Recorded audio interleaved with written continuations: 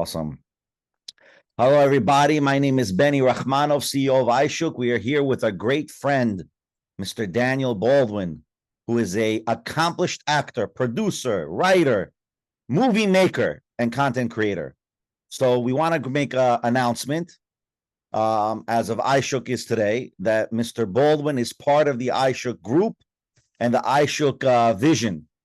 So, Mr. Baldwin, Daniel, how you feeling about it? What do you think?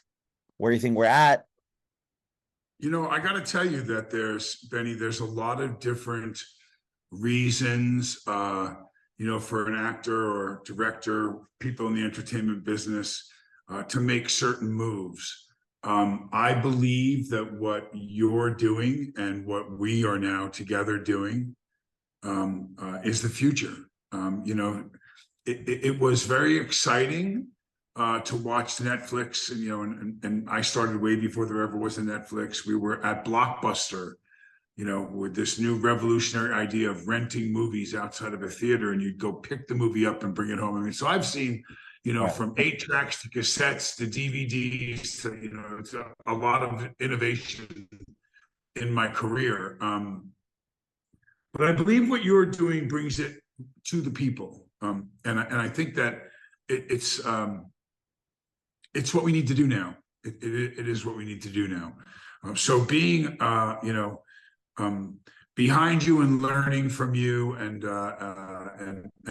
having an opportunity to experience at its birth level what I believe could be the next Facebook, for the entertainment world. I'm going to get rid of that. I'm excited. I'm really excited. I mean, I get to use a lot of my skills outside of the film business, meaning, the many contacts that I have and the many business people. It's interesting. What you don't realize, a lot of people who may be watching this, is if I'm doing a film of a decent size or larger budget and I'm playing an astronaut, they fly you to NASA and you learn how to be an astronaut. I mean, you learn with some of the biggest in the industry. You're at Johns Hopkins doing open heart surgery if you're playing a heart surgeon. And so you get to watch and learn things that are just on a crash course at a ridiculously high level. And from that, you meet an incredible amount of very innovative, intelligent human beings that I think, with the many things that you and I have talked about, the levels and aspects of iShook and the things that iShook is going to take on is very multifaceted and very, very interesting to me. So I'm honored. Thank you. No, I appreciate it. Listen, I'm also honored that you're on board. And I'll be honest with you, to the viewers who are going to watch this, I always tell people the most important thing as an entrepreneur is comprehension. If your mind is not able to comprehend at a quick pace, that's where you will be different, either below or above the fray. You know what I mean? And that's what I think people don't understand. An actor has more ability, and a person, not an actor. I don't like to use the word an actor. Why? Because you're not really just an actor. You're dealing with film budgeting. You're dealing with project creation. You're dealing with timetables, deliverables. There's so many things you're doing, and just by being an actor, you're not just an actor. You're doing a bunch of stuff. I used to have the same issue, like you're saying, with graphic design. So I used to have a printing shop, and we used to do graphic design, and we have to be like a chameleon, try to understand each and every person's business in order to present their brand proper. And that's what many individuals don't get. You don't have to have, like, I know a lot of people who have PhDs and masters, and they're stupid. No offense. They're literally stupid. You talk to them, they don't understand nothing. It's ridiculous. And definitely, we're proud in iShook that we have you on board. We want, same mind-liked individuals. You know what I mean? And that's for me, it's very important that we have, I always tell people society is so messed up. They try to amplify the 1%, what makes us different, but not hone into the 99% that makes us all the same. And that's what that's why I'm excited to be that you're part of us, and that you even agreed to be part of iShook. I mean, that for me is awesome, and that for me is excellent in my point of view. You know what I mean? I want iShook to be a household name. That's the goal for me. Wow, Household name. that's awesome. I appreciate that. If it becomes a household name, it's because we're doing something really right. So Yeah, definitely. But my question now, well, maybe we can get this to viewers out there to understand. How do you perceive content in general? In the sense of, I mean, I believe filmmaking's purpose was to portray a reality or an experience that we could have not experienced. So if a person experienced a situation, now he can portray that situation to the public masses and say, okay, now learn from me what I've experienced to be better. That's what I originally thought film was all about. Is that the essence of film in your experience? well, there's a few prongs to your question and then the statement that followed. So I can tell you what about my experience, my strength, and my hope. A movie star. Why did they call them a movie star? Okay, why? You know, No, I don't know. I thought because you sit in staggered rows of varying height, and you look up at a screen like you look up into the stars. It shines brightly, and a close-up of your face could be the size of a Volkswagen bus. It's bigger than life. So big stars in movies are bigger than life. You went to movies to escape from the reality. If you went and saw Tarzan, it's because they wanted you to feel like you could be Tarzan. If they wanted, you went to, Raiders of the Lost Ark, you were going to be the Harrison Ford character and save the world. But it's an escape from reality in a big, large way. What is television? Name the number of people you invite into your home every week for 1 hour that's not a family member. I challenge you to name one. Or if you have a neighbor that plays poker or whatever, you might have one or two. But a TV series is a close-up of someone's head this big, smaller than it is, in the most intimate surrounding you have, the place of solitude and safety, your home.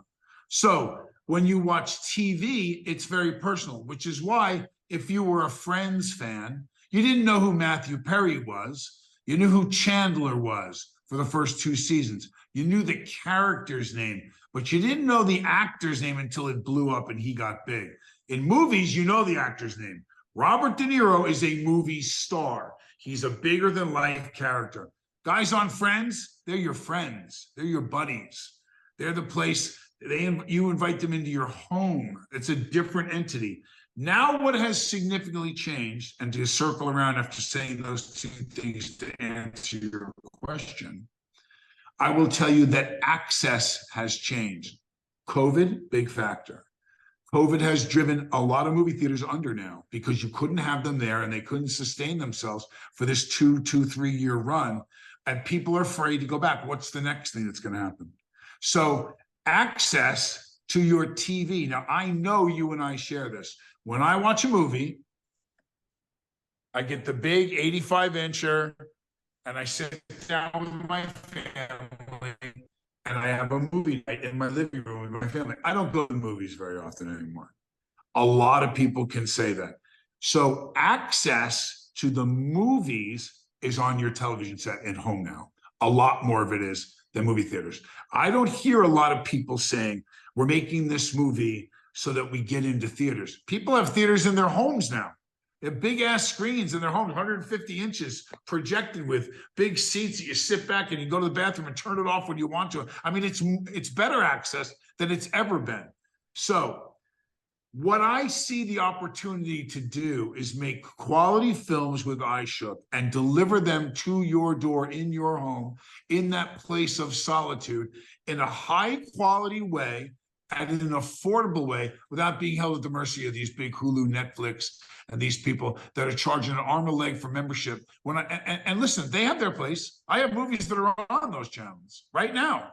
So that they help pay the bills. There's a place for them. But for me, I see so many other films that never see the light of day that are really good movies. And so I think iShook is going to have the potential to bring big films all the way down into like our indie film section of films that won film festivals that are never going to get out, and you're never going to get to enjoy, another 100 films a year that won all these little indie film festivals. We're going to have all those. We're going to get them all.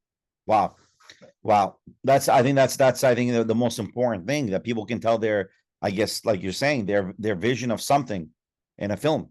I mean, I think a lot of those indie films are there to tell a story, to share something. That's not my opinion. Besides what you said, that huge glamorous, depiction. But ultimately, I think the movie industry and I guess I would call it more of the imagery business, right? You're creating an imagination of something, right? Mm-hmm. And the imagination itself, it shows something that I could have never seen ever. You're showing me something that I could have never seen, right? Or I could have never ever thought about. And then from there, I'm able to put it as part of my experience. But my question, and this is the question that most people are going to ask, and this is more of a moral kind of question, right, that people ask. How do we educate the masses? Because when you watch a lot of these films, people take some of these things literally, right? Mm-hmm. And all of a sudden, history is based on a movie that a movie was used. Because I remember I watched Steven Spielberg that he said in E.T. he removed the gun in the remake of E.T. or something, and then he said they interviewed him and he said, I regretted removing that scene with that gun. And the reason why, he says, because the way that was portrayed was how time was at the time that he made the film. Mm-hmm. So the thing is, where do we say that we need to present by accurate information, or do we say that we have to say, okay, this is the imagination part? Like, you see that there's a difficult balance between the reality of history, right, and the movie that exists. Well, if you're telling a story, if you're doing a story about, let's take one of the most famous depictions, JFK. So when Oliver Stone did JFK, did he take license in rewriting history? Yes, he did, particularly at the end of the film. So he expressed his opinion without being to absolutely unequivocally prove that Kennedy wasn't shot by Oswald from the 6th story of the Bookroom Depository at Dealey Plaza and blah, blah, blah. So, but it's quite obvious when you go through the mechanics of a Italian bolt-action rifle with 2 headshots and a neck shot, and the things that supposedly Oswald did, who was an average, Marine Corps graduate. It's pretty obvious someone probably shot him from the grassy knoll. But again, he made it out to be like it absolutely was that there was no question. So, I think if you're doing something that you're stretching what's known to be fact, I think that you owe it to the audience to make sure that they understand that this is your opinion. If you're doing something if you're doing Lincoln and you're doing something that's supposed to be historically correct, remember too, there's whose version of the truth are you telling? Right.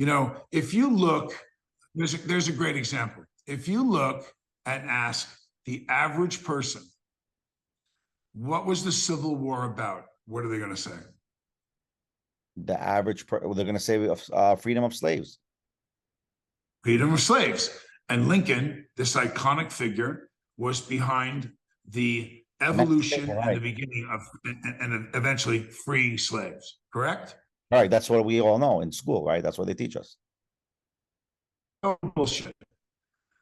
The Civil War, Lincoln had slaves. Lincoln owned slaves.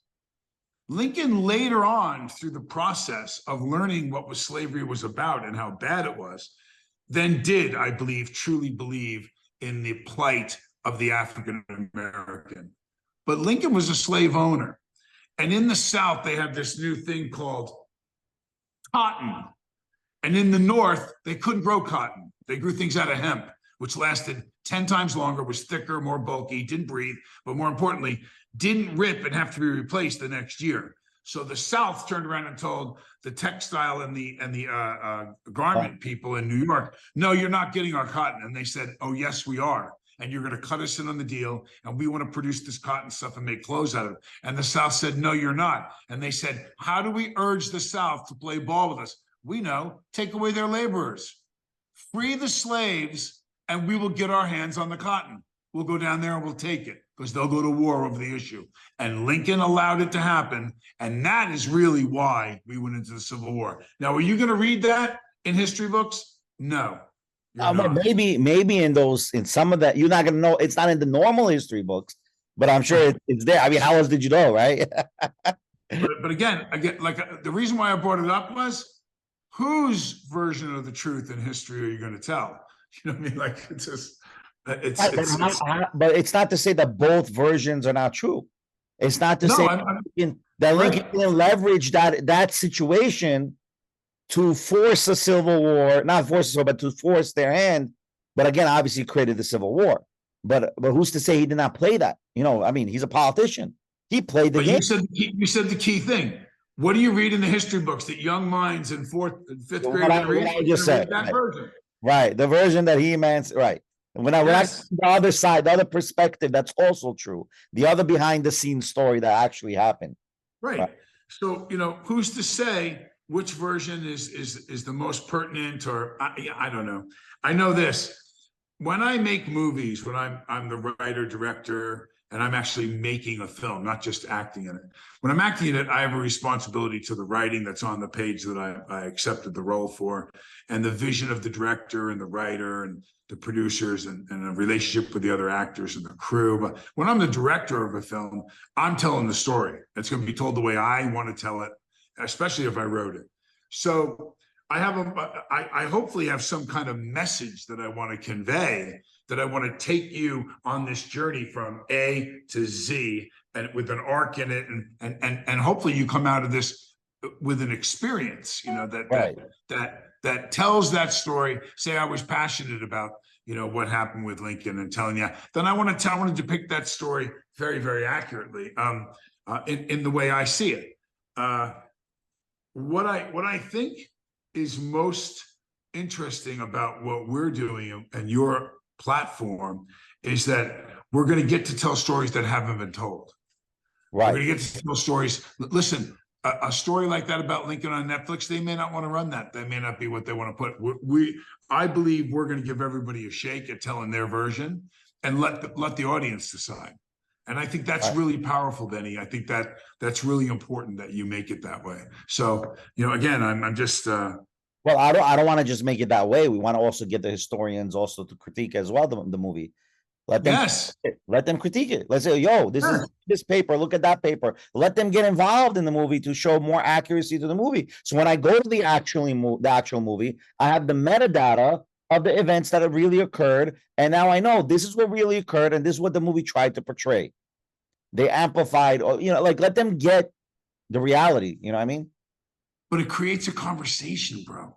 Yeah, no doubt. No doubt. Creates a conversation. We're going to have message rooms and content that's way more than just a regular thing. I mean, some of the ideas that we've kicked around. Are you coming to see me? You want to see what that is? Let's take a look. What is that? Oh, wow. Oh, wow. Gorgeous. Who's that? That's Benny. He's talking to Daddy. You back off there, Tiger. Yeah, man. I mean, it just I like the idea of shaking them up a little bit. You know, let's see what does the average person think? What does the young mind think? I mean, I watch my kids, and my kids are pretty smart kids, and they, you know, they're good kids. My two daughters that are still in the house with me, and man, all they do is this bullshit TikTok, Snapchat. Like, I mean, they're so drained. I have to, and they still do it. I have to say, okay, phone's down, man. I can't do the phone thing all day long, and create a conversation and create dialogue and create content for their brain, you know? Right. No doubt, because that's what's lacking. They're doing digesting too many snippets of information, and they're never going to learn how to get the whole some information. Well, there's no depth. There's no depth. They're all 30-second videos. Look, like we just spoke about the depth of linking in just in like 5-7 minutes. You're not going to get that off of TikTok. Come on. No. They'll be doing the TikTok Lincoln dance, getting shot in the head or something. Oh, we got to be careful. They don't. All right. Let me turn this around because I think the listeners would like to, provided it's okay. Yeah, sure. So you've been around the business. You've been a successful businessman. Everything. Why iShook for you? What made you want to do this? So in the beginning, when book publishing was very expensive, right? And then you have ideas within local book publishing. So you have religious books and non-religious books, fiction books, and it became very difficult to publish those books. And then obviously the ebook industry began, and you didn't have the direct consumer connection. So for example, we were in a 2015 show, which again, the whole point of me creating an ebook platform is so I can get my own product out there, my own content out there. But iBooks and the other book industry, ebook and electronic books weren't so accessible at that time. And they're still not necessarily that accessible. And my idea was, okay, let's get an ebook platform out there that directly connects to social media. So if let's say I'm in Twitter which we already have that on our platform. If let's say I'm in Twitter, I can share my library to the public, and the sharing is literally almost automatic.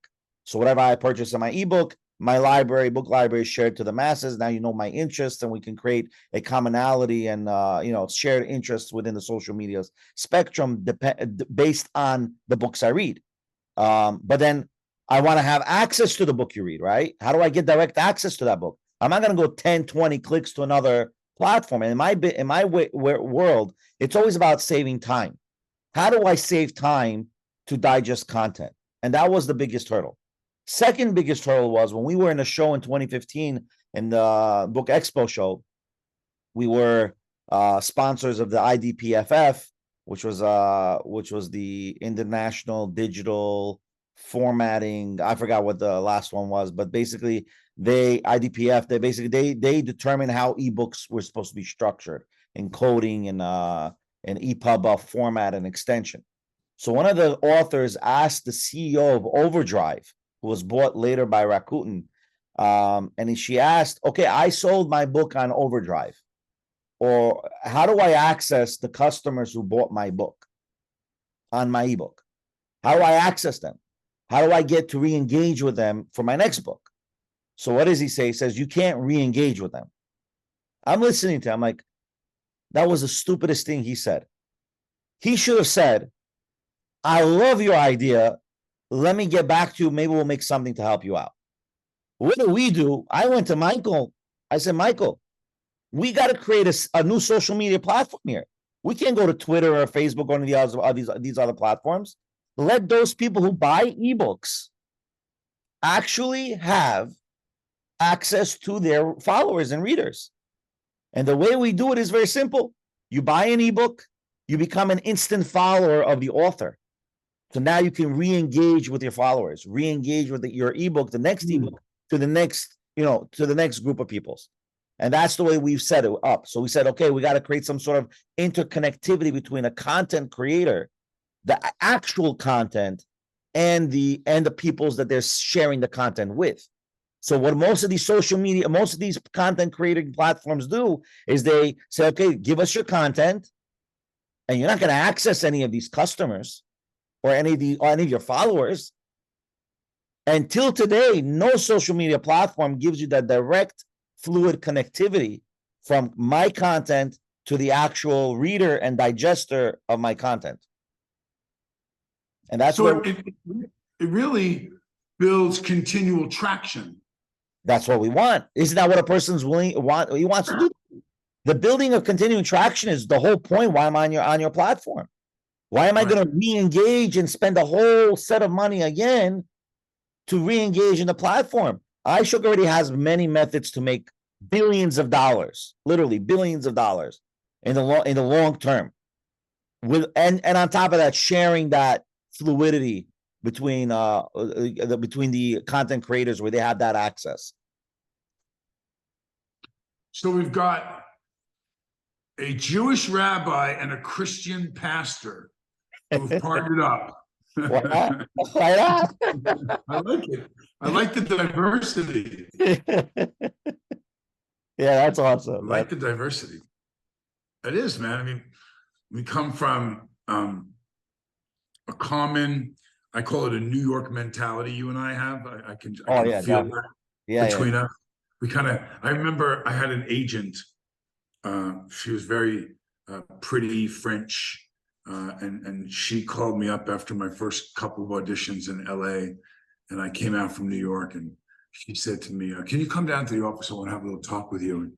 And I said, "Yeah, sure." And so I went into her office, and she said, "You know, you're auditioning really well. I'm getting great feedback, but you might want to just pull it back a little bit in the meeting portion." And I said, "What do you mean?" She goes, "Well, you're very New York." And I said, "Listen, don't ask me if I like your haircut unless you're ready for me to say, no, I like it the other way. And then we go have lunch. I mean, I don't mean it mean, but don't ask me because I'm going to tell you exactly what I think.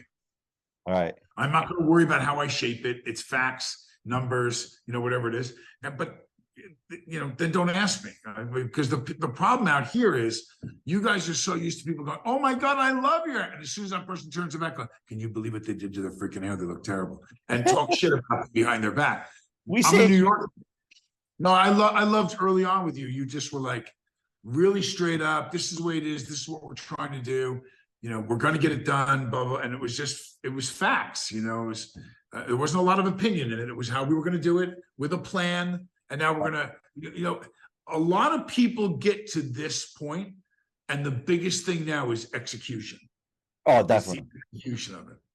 Not just that. What pisses me off the most is when you talk to collaborating with others, they say, "Oh, we're going to do this. We're going to do that." Okay, what do you have now? Nothing. I'm like, listen, I would never go and ask from. I always tell people, when you take $1 from someone, investment money, make sure that dollar is like your dollar. If you're going to lose that money, you got to feel bad as if you lost your own money. Right. You have to have that value.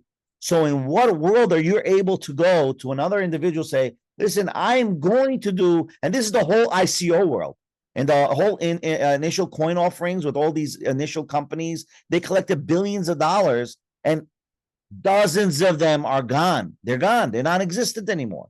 Why? Because they said, "We're going to create something. Let's collect the money before we create something, and we're going to create something." The biggest flaw with those who gave money, they should say, "One second, I'll give you the cryptocurrency on escrow.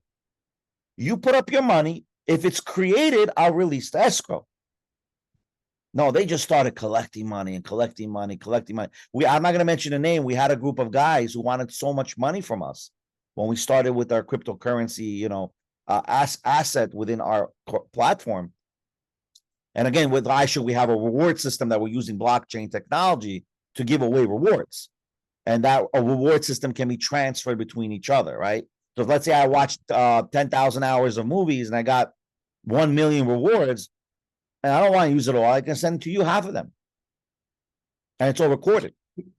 So is there a way for an individual to buy into the coins of iShook with cash? Yeah, well, it'll be online. He'll have to buy it. Yeah. Through our website. That is already ready, technically speaking. Yes, you can buy. I said you can buy iShook tokens in 3 exchanges, right? That's the ERC20 token, the Ethereum blockchain token. But if you want to buy the rewards, you can buy the rewards in advance. So, for example, let's say you publish an ebook, right? But this part is not ready. But this is a feature that I love talking about. Let's say you publish an ebook, okay? And you say, "Listen, iShook gives a base reward for every chapter. Let's say 500 internal SHK tokens. All right. Not under the ERC20 token. It's going to be under a different blockchain. We have our own blockchain that we created. All right.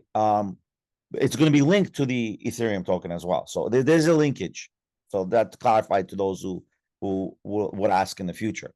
But let's say you publish an ebook and you're saying, "Okay, the iShook base reward is 500 tokens per chapter. I want to increase the reward to 2,000 per chapter." Okay. So we say, no problem. How would you want to how would you want to do it? Okay, you can pre-purchase the rewards and increase your rewards to the reader at 2,000 tokens. That's another subset in how iShook makes money. It's like buying a gift card. You're buying a gift card, which is the reward, and you're giving people tokens. Now, what do these people do with these tokens? Very simple. They can go to our e-commerce store. They can cash out 10% discounts on our e-commerce store. And then that's how the whole retention starts going. So by watching content, you can get paid by rewards, right? You get paid by rewards. You get paid by a certain way where you get some sort of discount where you would pay $30 for a product. Okay, we'll say that product that you get $30 as a retailer, we're not gonna make $5 on you. We'll make $1 on you. Take the rest as a discount. And that's our liquidity. It's like for like all these big companies, FTX and all, they had no liquidity, right? And how do we get to start without liquidity? We're giving you a discount. We could have made $5 profit on this product. We're saying, listen, we're willing to lose the profit margin on it and pay you out on the reward. So ultimately, we're showing that we're paying it out, and we don't have to actually have the liquid cash to do that. We're just deducting our discount. And that's the whole scheme of what iShook is about in its rewards that we're setting up. And that's awesome by doing that. Because now I can also send it to you. I can send you my rewards. I don't want these rewards. Take the rewards. Yeah, it's a very smart system. Yeah, that's how that's gonna be set up. I mean, next week we're gonna have iShook.com with a brand new social media setup, new social media code from our old code. And this social media code will have ChatGPT integration. You can post we call them not tweets, we call them wires. You can post wires with ChatGPT's help, because I personally believe a lot of people are not writing. They're not skilled writers. So I don't expect them to write, writing savvy, right? They're not crazy people, right? They're not able to write whatever they're saying they're able to write, right? So why not help them? ChatGPT is awesome. Let them write what they want to write and let ChatGPT articulate it proper for them. Why come to the situation where you're writing bullshit and nonsense? Excuse my language. You know what I mean? Like, why put that, why put them in that situation? Oh, I didn't mean it that way. Oh, no, we're helping you write it. You don't have to ask anyone to help you write it. We're giving you a ChatGPT integration. Ask ChatGPT, I want to write ABC. How do I articulate it the best way? And post it. That's it. You're done. Don't go crazy. Review what it says. If you want to change it up, change it up. But at least you get some help in writing. All right? It's like you have a school teacher helping you constantly. You can't get better than that. No, you can't. That's smart, bro. Yeah, and that's gonna breed a lot of interaction. People are gonna want to get a piece of that. Yeah, that's gonna be ready next week already. Monday, it's gonna be released, hopefully. That's badass, bro. Yeah, that's bad. This is unbelievable what we're doing. We're doing crazy stuff. For example, Facebook, Twitter, LinkedIn, none of them give me the ability to share a PDF. I want to share a PDF. Okay. Academia.edu has 176 million users where professors are sharing their write-up papers online. You're paying $20 a month, $15 a month. You can come for free on our platform, create an account, and share your papers over there. You can put up a PDF. You want to have a PDF and you wrote a paper about, let's say, some sort of science thing or some sort of medical report, put it on a PDF, post it. Eventually, what's going to happen is all those PDFs that we collect and all those papers that we'll collect for professors, we're going to use a ChatGPT AI. So when a person searches, I want to know the latest research on COVID. Boom, you get 20 research levels. This is what it's written down. This is what is now about COVID being discussed by all scientists. My mind right away goes to how much trash you can get on that too, man. You get some juicy stuff. People putting up, Google Donald Trump, Google Joe Biden, Google, and boom, there'll be, hundreds of thousands of documents saying from pro, con, all of it. Let it I be. mean, Let it be. Listen, let it be, because at least now yeah, we're debating on pros and cons, right? For example, if Biden, we don't know what good Biden has done or bad Biden has done. We don't see all his executive orders. They're not in front of us. But let's say I want to know about an executive order he did, right? And I want to know the outcome of the executive order. We should be able to research that in an instant and find out. Why does it have to take so long to figure that out? I agree. Let's have access to a true place that the documents are stamped or marked or whatever, where they're from and what they are, so we can know what facts are true and not just rumor produced by CNN or Fox, or depending upon what side of the aisle you sit. Of course. And that's the biggest. See, what I tell people, newspaper, I'll give an example. Wow, I'm going to tell you a crazy thing that happened to me. I posted a post. It was a post coming out right after COVID, about a year, during the election, that said Hitler removed all the brown coat officers in Germany and replaced them with SS. I posted that. There were two newspapers that Facebook flagged me. They said these two newspapers have debunked this point. I'm like, I don't think that's true. I go to encyclopedia. There's a Holocaust encyclopedia, World War II encyclopedia, and it actually says, because this was about defunding the police. This was the whole thing about defunding the police. So they're saying that that's what Hitler did. He defunded the police first. That's how he was able to get the SS to take over the police stations. Mm-hmm. So people were saying, oh, he did not defund the police. Those two newspapers. That's not accurate. I'm like, what do you mean? I'll go to this encyclopedia. I respond to Facebook. I'm like, listen, here's the encyclopedia. Look what it says there.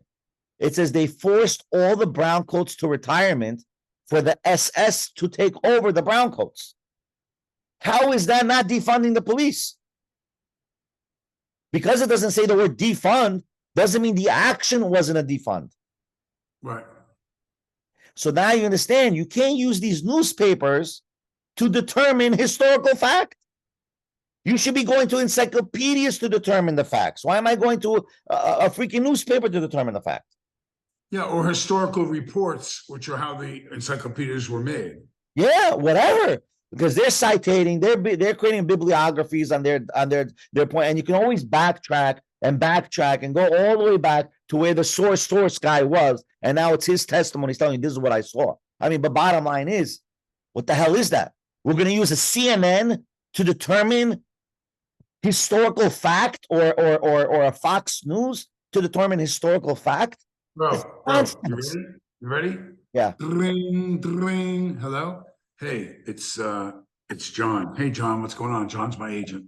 This is 1990, I think, like 8. Right. And it said, Ted Koppel is about to come on in 40 minutes and claim that you're in a coma, you overdosed, and you're in Boston Mass General, and it doesn't look like you're going to make it. And I said, what? He said, they're opening up like primetime news or whatever with, one of the Baldwin brothers, Daniel Baldwin. And keep in mind, previous to this, I had a well-documented drug problem that I've been sober for many, many years from. But at the time, I was not a Boy Scout. So I turn around and I call up ABC News in New York in the center. And I said, tell Ted I'm on the phone. And I don't know him well, but I've met him. And so they said, I go, look, your lead story or your second story is going to be, and I want you to know, if you make that report, I'm going to own several buildings that you own. I go, so, make sure that you remember that so they put me on hold. Sure enough, some, first assistant director on the news or whatever the person's title was, some high up goes, hi, how are you? And I said, hey, it's Daniel Baldwin. But I said, look, I really want to believe that you're Daniel Baldwin, but we have from the police and from local news and blah, blah, blah. And I said, look, if you report that I'm in a coma and I'm in this hospital in a drug-related charge, and blah, blah, I said, I'm going to fucking sue you people for so much money. So now I get the name of the hospital and blah, blah, and I get the charge nurse on the floor. Wow. And, Miss Evans. And I said, hi, Miss Evans. She said, how dare you call this floor and claim that you Daniel Baldwin? How dare I have been the charge nurse for 27 years in the intensive care unit. Mr. Baldwin is lying in a hospital bed, clinging on to life. I watch Homicide Life on the Streets. I watch his show, and I know what he looks like. You should be ashamed of yourself. And she hangs up on me. I'm holding the phone. Now I've got like 14, 15, 17 minutes left, and they're going with this report, which would be very damaging to my career, even if it wasn't true. Right. I live right by Burbank Studios, and I called my agent up. I said, why don't you tell him to take a remote van and drive it over here on the if that I'm telling the truth. Give him my address. They'll be here in 4 minutes. I live 6 blocks from Burbank Studios. They thought that was probably pretty prudent because this crazy guy was calling. And sure enough, a guy knocks on my door. The first words I was out there, holy shit, it really is you. And I went, yes, it is. He immediately gets on his cell phone and calls him and goes, no, he's right here. I'm at his house. And they canned the story. But I had to stop ABC News from reporting that I was dead in a coma in a hospital. And they were absolutely convinced. I mean, that this was Koppel was going to report it. So, I mean, I don't believe anything anymore that I see in the news. I don't care what they say. They have to have a camera there, and I have to look at the camera and show the image and make sure it wasn't edited or CGI'd or, go see Wag the Dog if you want to see a great movie on how much they produce the news. And it's crazy. Wow. Listen, man, I'm beyond excited to do this with you. I really am. I'm here also the same, man. Yeah, this is exciting stuff. What else? What else you want to talk? How much time we got?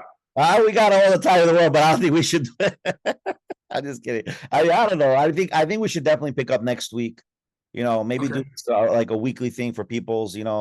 Start building on momentum because people need to know what iShook is about. What's the next step? I want people to be engaged. Yeah. I mean, that was one of your ideas. Let people be part of the journey, right? Of our progress. I think that in itself. Oh yeah, I've got a thing I want to do TV wise with you that we talked about where there's audience participation in the outcome of every episode. Right. So it's really innovative, cool, fun stuff. Yeah. So we have a feature. Oh yeah, we're gonna. Yeah, I don't want to disclose, but we have a product coming out. Don't give too much away. But you and I have to have. Because I want to do, I'm gonna start podcasting out of my other house, and so I need a backdrop. That's the iShook Our Show backdrop. Right. I gotta come up with a picture or something. Yeah, I'll get you. I gotta after we close the recording. I need some artwork, bro. I'll show you what I got in the back screen. I'll send you stuff that we can do. It's crazy, and we can make things happen. Oh, cool. Yeah, we can make like a full studio, and we gotta. I see there's a little lag between me and you and our internet. We gotta definitely, maximize our internet speeds. There's no doubt about it. Okay, well, I'll get whatever necessary line hooked up to the house or whatever I got to do to make this right. But first time out, good show.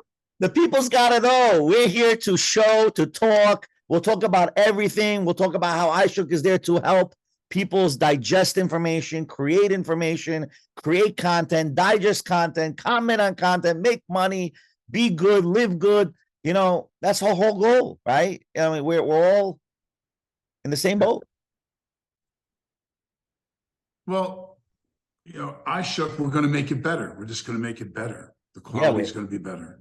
So what more can you ask for? All right, I'm going to get my daughter at school.